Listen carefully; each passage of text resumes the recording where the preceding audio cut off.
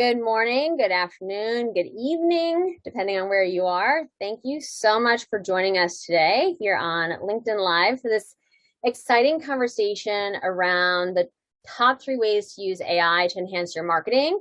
We've got Alex Olesen, Senior Director of Vertical Strategy at Persado with us.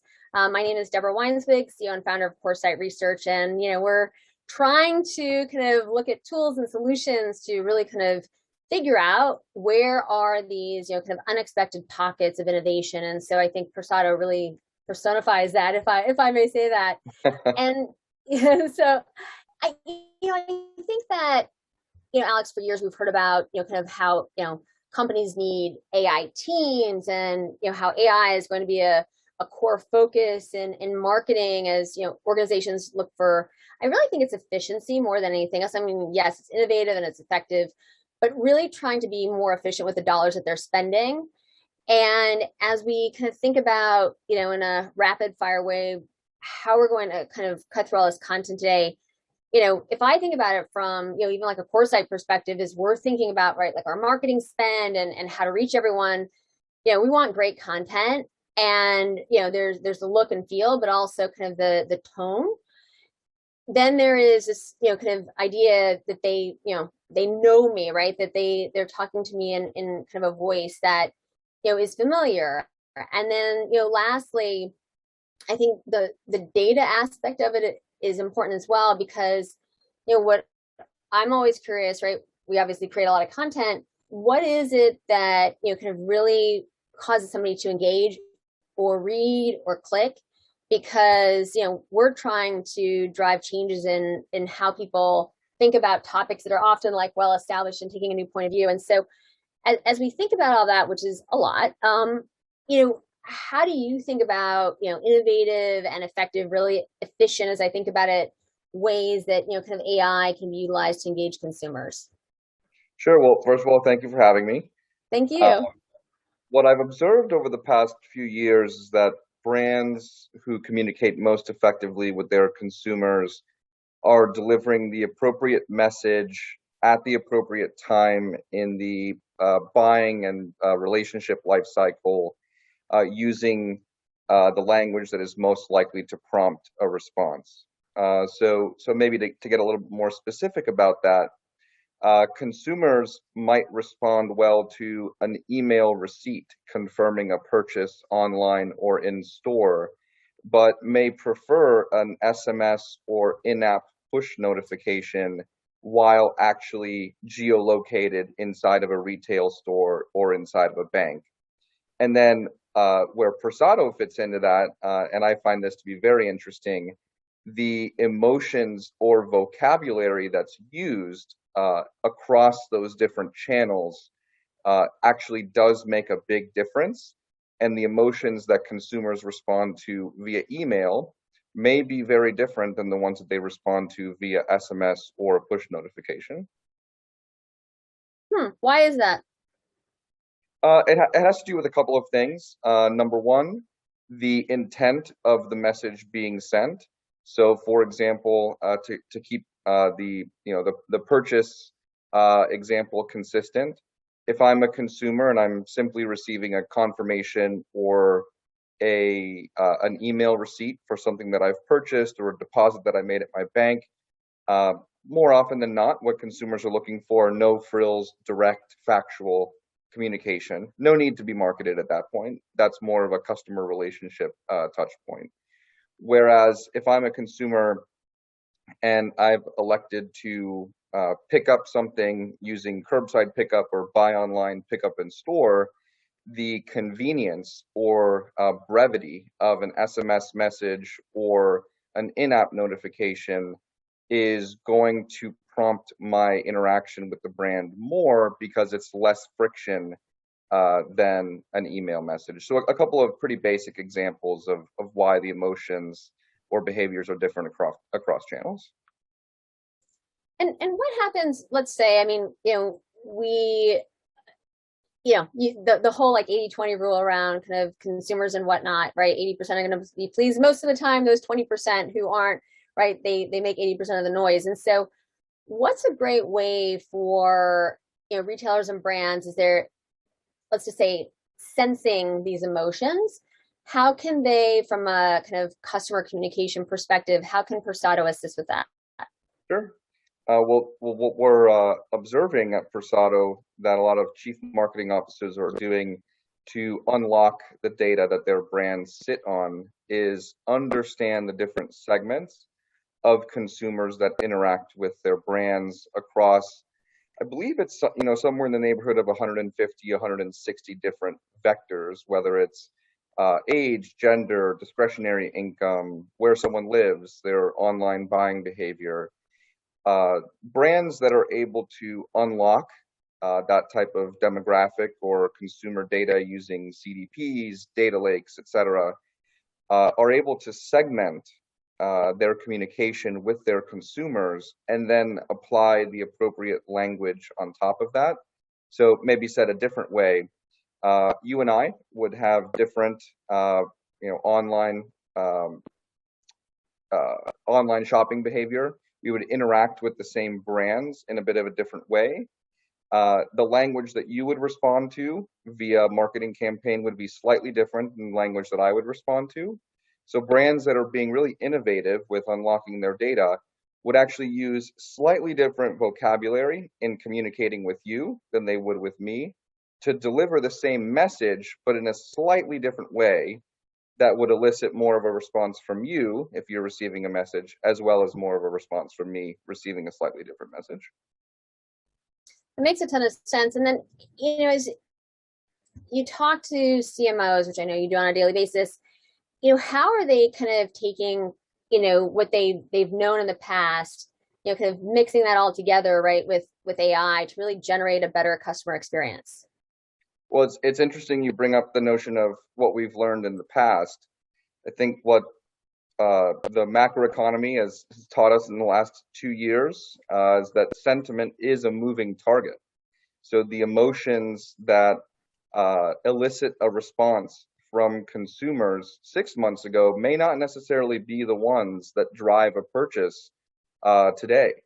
So the most effective marketing and data science departments that Persado work with combine personalized messaging with predictive modeling. But then I think a key component is a lot of brands will actually take in third-party or public data around spending habits, saving habits, as well as Federal Reserve data, FICO scores, etc., to get a moving understanding of consumer shopping behavior, saving behavior, etc. Because oftentimes what Persado has noticed is consumers' level of confidence in the economy and their shopping behaviors are often pretty tightly correlated. So as we're going into an inflationary environment where consumers would be perhaps more concerned on the macro side, what recommendations would you be giving to marketers as we're kind of just at the beginning of this hopefully not too long-tailed event? Sure. So Persado actually did take a look at the emotions that consumers responded to most positively during the beginning of the pandemic, as well as periods just after a new variant was announced proliferating through the United States, Europe, etc.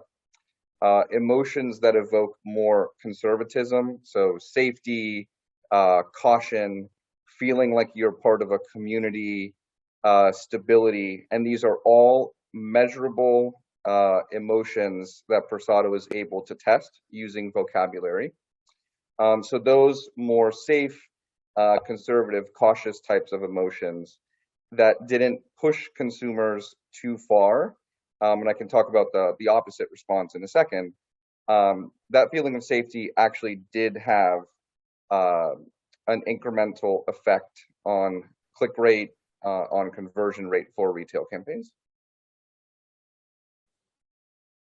And you talked about kind of, the different messages and different reactions or interactions. Can you delve into that a little bit more deeply?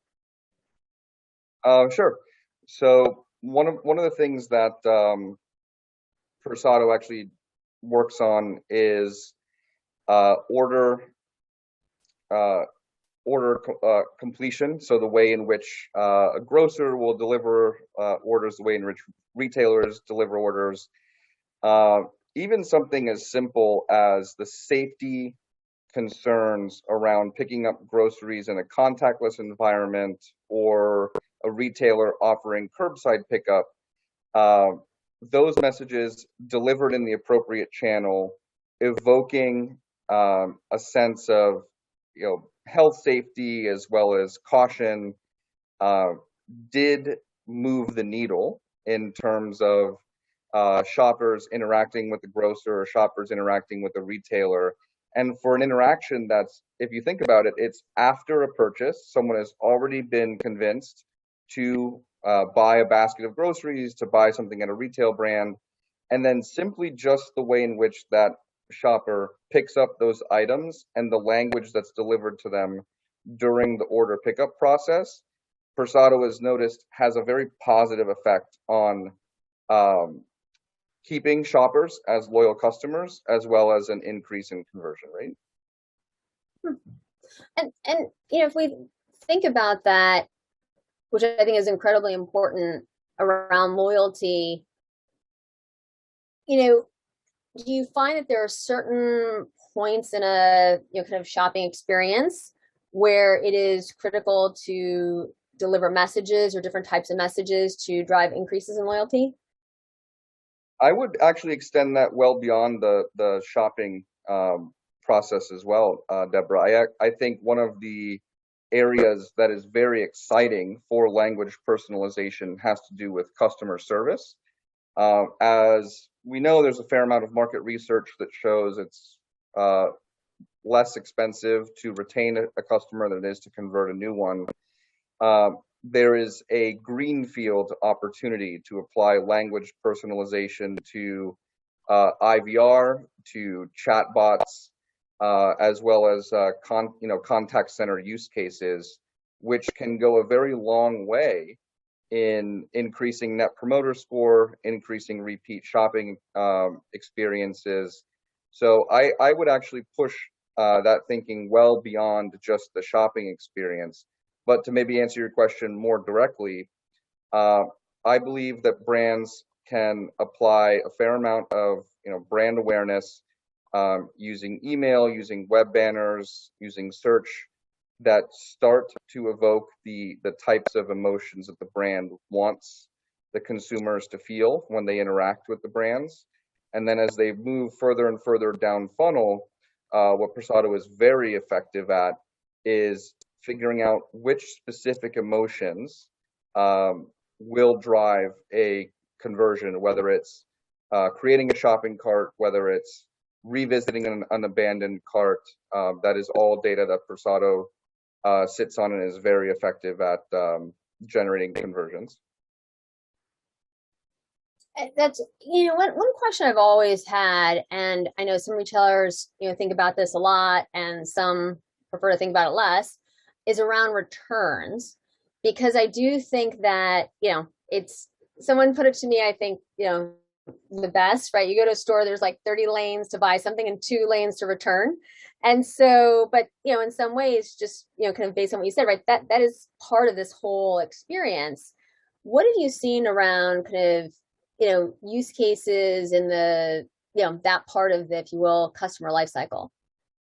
Uh, it's a it's actually a very similar to the way in which consumer picks up an order. The way they return it is very important. There are retailers that have very complex baskets that have teams dedicated just to either the return process or after checkout order changes.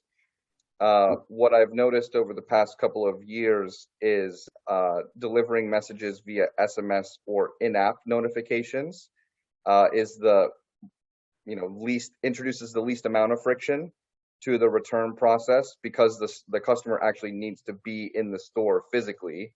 So the quick, more brief message channels do elicit more of a positive response. Um, and I do think that's actually a burgeoning use case for Persado's language optimization.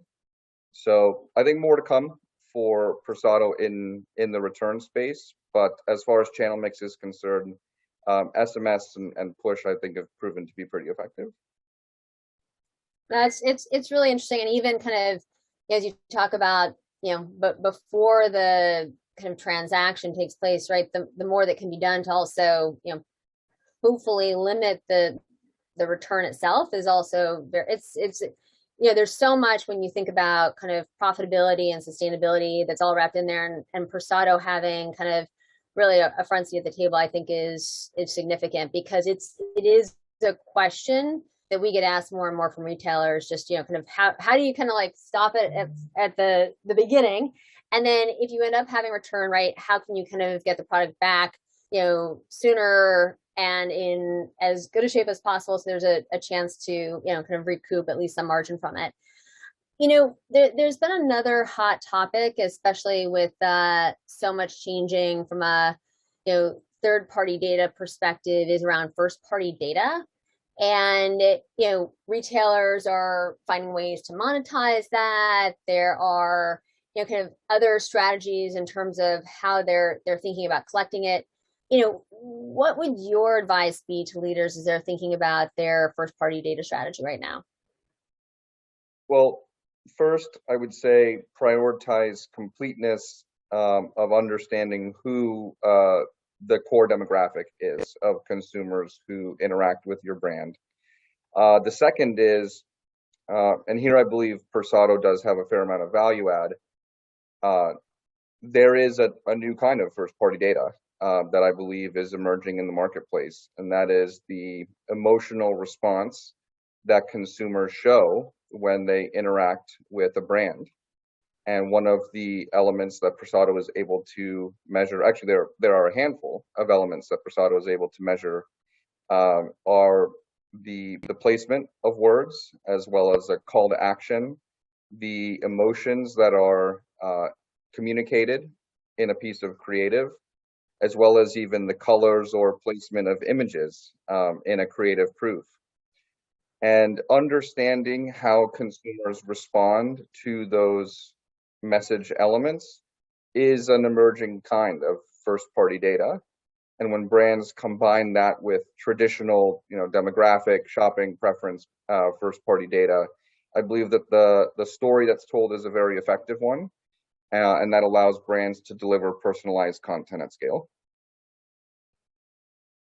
I mean, that's really, this personalized content at scale is really kind of the holy grail, isn't it? Absolutely.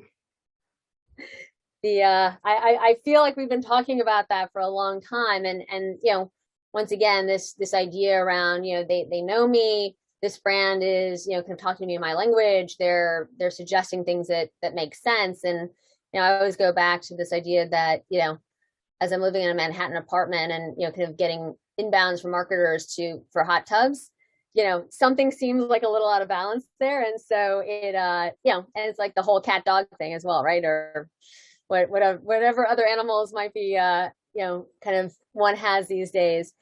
So last question, do you think that we're seeing enough being done with first party data? And if not, how can retailers and brands do more? And not just how can they do it, who in the organization needs to own that? Sure. Well, I'd say, first part of the answer is no. I don't believe brands are doing enough with first party data. There is a tectonic shift in the marketplace in terms of privacy and consumer protection, with the degradation of the pixel and the cookie. So it does force brands to adapt to a different kind of data strategy.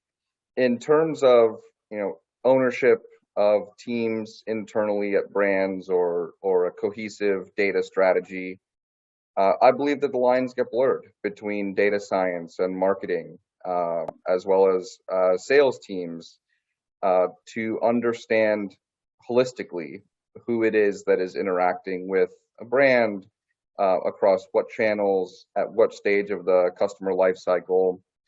And to get back to a point that I raised a couple of minutes ago, one of the things that brands can invest more in is the human response to the creatives that they are putting out into the marketplace.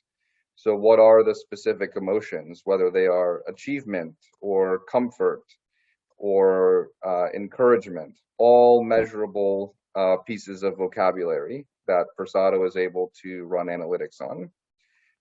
So brands should take a look at the types of emotions that their consumers respond to most at specific stages in the life cycle to understand what they should be saying to their consumers at what stage of the buying life cycle. It's really interesting. So last question, as we are entering a more inflationary environment where consumers might be surprised by price or by policies, what recommendations do you have for CMOs on how to approach that, and how might first party data help them? It's a great question. Well, I would say historical data across financial services and retail has shown us that more conservative, less aggressive marketing with less prominent call to actions would be better received in terms of the emotions that are evoked. I would say to supplement that, understanding which products perform well at which price point. So this goes back to the holistic data strategy. Maybe you can add pricing and the supply chain teams into a holistic understanding of the customer base.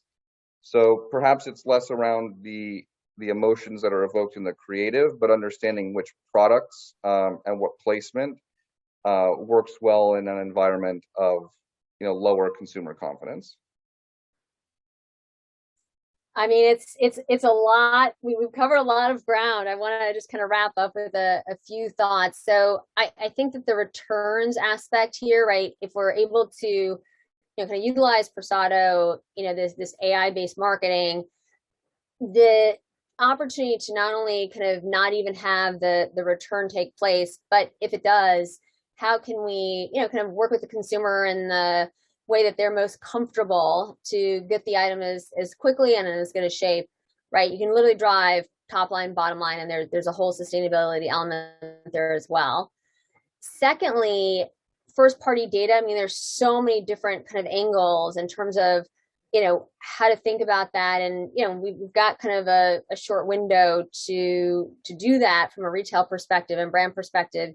I think you talked about this like tectonic shift, which is a great word, and which I'll borrow.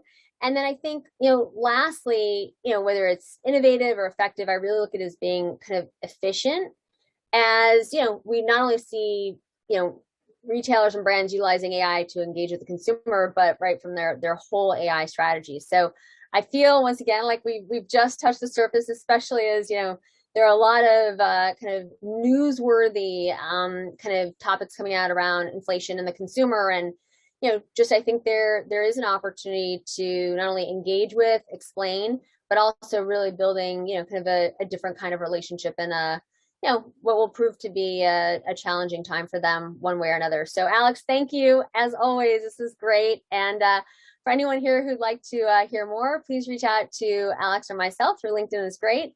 And Alex, take care. Enjoy the rest of your day, and we'll see you soon. Thank you so much. Great to see you, Deborah. Thanks, you too. Take care. Bye.